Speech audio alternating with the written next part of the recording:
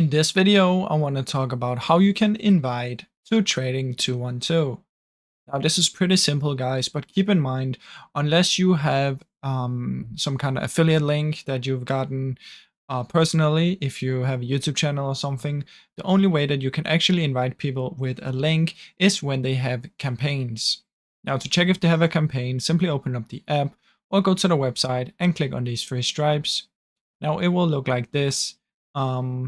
I don't want to click on these because it will show my email, but there will be a reward button here. And if you click on that, this one will pop up. Now in here, I have my invite link, and you can get rewards when you invite friends. So that's basically how it works.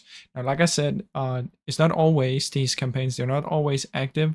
You can see this one has 2 days left, but they have these quite often, so you can find them in there.